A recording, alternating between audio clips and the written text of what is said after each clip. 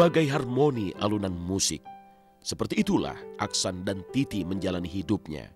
Mereka saling mengisi kekurangan satu sama lain tanpa perlu mendebatkan lagi takdir yang ada. Harmoni lagu hidup mereka pun terdengar merdu hingga kini dan tak pernah sekalipun sumbang bunyinya.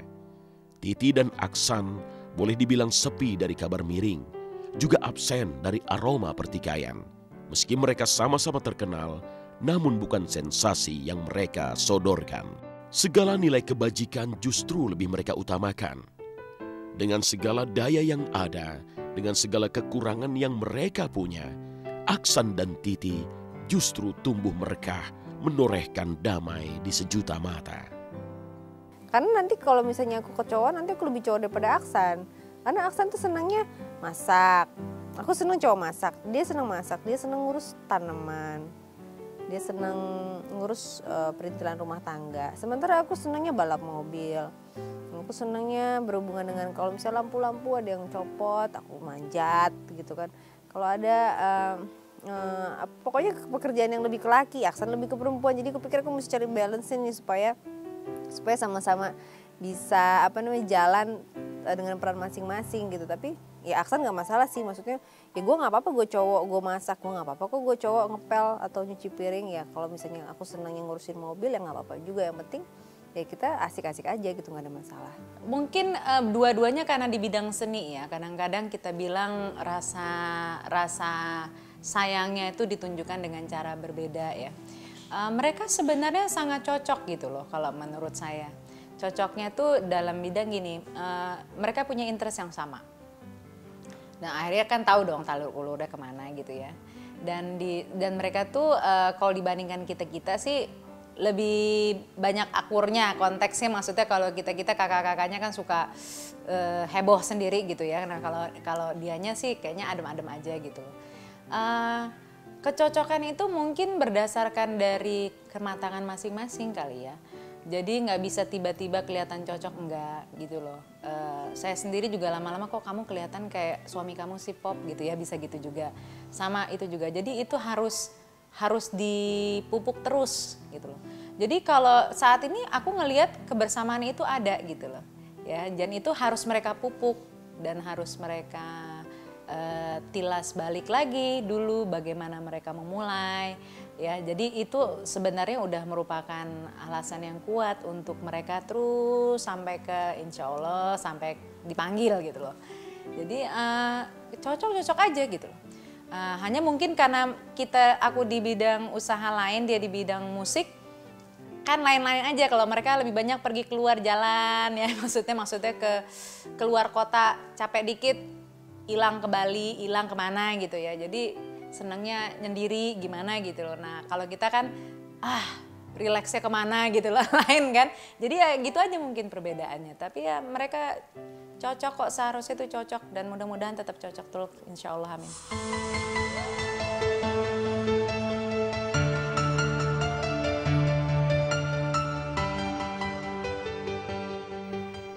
Titi ingin hidup biasa-biasa saja. Meski karya bermusiknya diakui, meski bakat akting beroleh penghargaan, namun Titi tetap lebih suka merendah, tanpa banyak bunyi dan cakap tak berarti. Biarlah karir itu berjalan, berlari atau merangkak. Biarlah karunia ilahi ini mencari muaranya sendiri, tanpa perlu dipaksa atau dicari tahu kapan berakhirnya.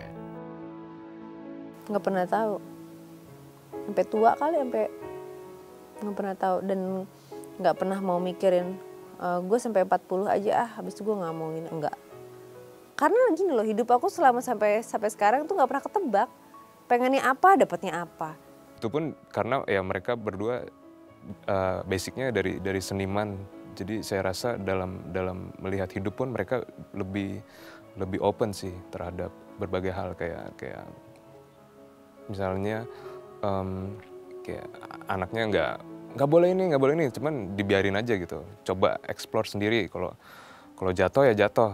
Tapi udah abis itu kan tahu kalau jatuh sakit. Mungkin next time bisa gimana dihindari atau apa gitu. Jadi keterbukaannya terhadap hal baru itu sih yang bagus sih buat saya. Siapa sih yang nyangka sampai kayak gini? Nggak ada lah, orang dulu cuman pengen jadi astronot terus pengen jadi belakang layar, tiba-tiba main film, dapat banyak award segala macam. Siapa sih yang mikir kayak gitu? Gila kan gitu.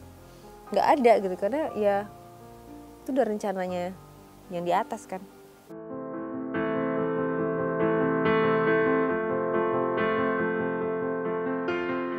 Tegak bagai batu, mengalir bagai air.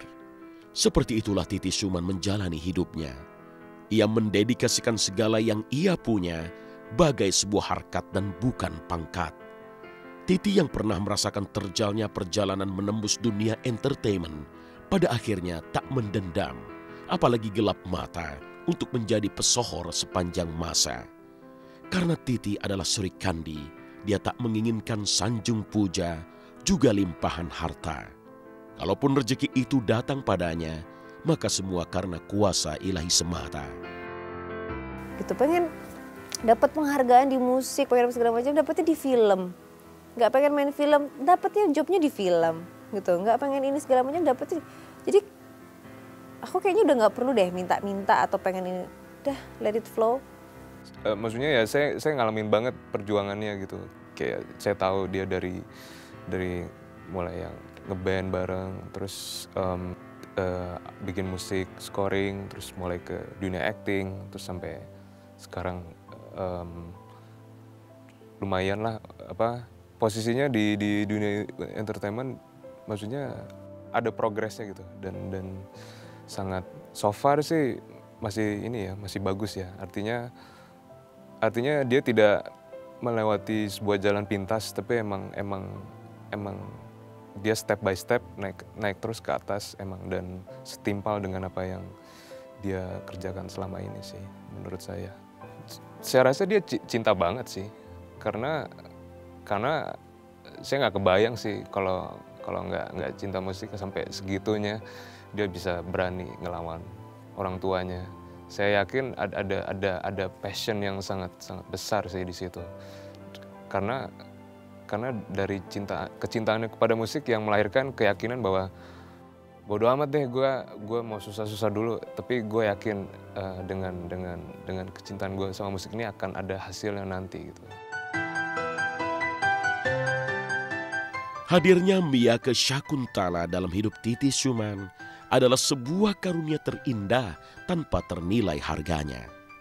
Dialah si buah hati, calon penerus kearifan sang bunda dan sang ayah, Aksan Sjuman. Inilah episode hidup paling bermakna bagi Titi, karena di kelok usia yang makin meninggi, ia beroleh sebuah karunia emas. Titi, Sri Kandi cantik itu, tak menginginkan apa-apa lagi dalam hidupnya. Ia hanya butuh ketenangan, keteduhan, dan ruang berkarya, yang membuat rumah cintanya semakin rimbun, teduh, dan menyenangkan. Sebuah impian sederhana dari seorang Sri Kandi yang mengusung seni sebagai nadi hidupnya. Dia maunya jadi desainer. Oke, bagus. Jadi desainer nggak apa-apa, karena dia suka ngeliat ibunya kan ganti baju. Aku selalu tanya sama Miyake, ini ibu bajunya bagus nggak? Dia ngasih tahu, ibu bagusan ini, ibu warnanya kurang ini warnanya kurang ini. Dia yang jadi fashion stylistnya aku tuh Miyake. Nah, aku belajar dari kesalahan, belajar dari pengalaman, nggak mau aku menjadi seperti papa dulu. Maksudnya kalau secara disiplin, secara detail, kritisnya mungkin oke, tapi coba dengan cara yang zaman sekarang lah, yang lebih baik mungkin, yang lebih dengan pengetahuan dan pengalaman yang lebih luas, bisa ngasih cara sama anak tuh lebih baik gitu. Jadi nggak harus keras, tapi ada bagian-bagian yang disiplin, tapi ada bagian-bagian yang lembut gitu. Arti anak itu adalah arti yang paling berarti pada akhirnya. Kalau ngomong soal arti yang paling berarti itu ya setelah punya anak. Kalau dulu punya teman, punya sahabat, punya mobil, punya fasilitas, punya pacar, punya suami gitu, pikir punya suami udah paling berarti. Ketika punya anak itu lebih berarti lagi gitu. Ya itulah ucapan sayang saya sama dia tuh. Saya hanya satu aja, hati-hati. Kalau kamu sukses, mama senang. Jangan sampai berbuat macam-macam. Kamu tahu di mata papa kamu, mama bagaimana. Dia tahu tuh. Selalu saya mengatakan kepada anak-anak saya, mau pulang malam terserah dulu nih, Popi nih, kakaknya. Tapi saya sekarang tahu papanya maklum. Kalau pulang jam 9 ke atas macet, kita udah lakuin. Macet total di mobil aja, mending ngopi-ngopi di kafe. Nah itu papanya nggak suka. Diartikannya itu nggak suka. Tapi sebenarnya betul. Daripada bensinnya habis, tunggulah jam 10 lewat baru dia jalan. Itu jadi sudah maklum papanya. Kalau Mbak Popi sih lihat kamu itu udah berjalan bagus dan bagus sekali. Lihat bahwa karya-karya kamu bukan hanya untuk menghasilkan uang atau menghasilkan penghasilan ke keluarga, tapi sesuatu yang bisa diingat jangka panjang. Apalagi kamu di bidang seni. Kalau kita di bidang lain mungkin nobody cares ya. Tapi kalau di bidang seni ada sesuatu yang bisa diingat. Jadi selalu melakukannya dengan hati, dari hati, dan terus percaya bahwa kesempatan tuh ada. Cuma tetap harus bisa lihat bahwa kesempatan itu harus bisa ditengok gitu loh.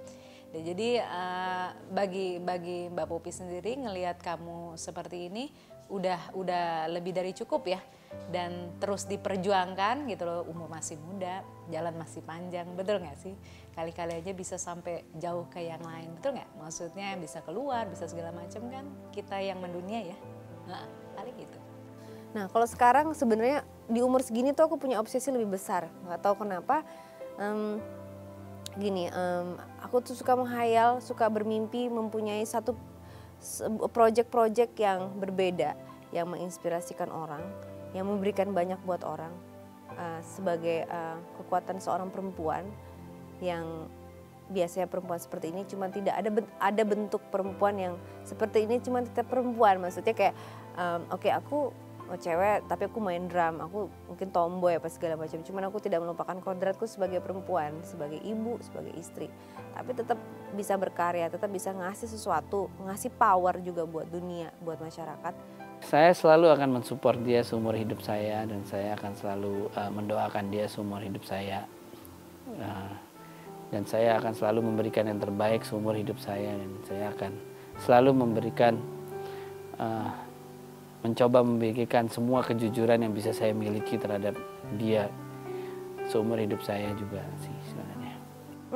Balance aja sih sebenarnya, menjalankan peran masing-masing, toleransi, compromise, make it simple, everything make it simple. Hal apapun nggak usah dibikin ribet gitu. Terus mencoba mencari kenyamanan masing-masing, coba mengerti kekurangan masing-masing gitu.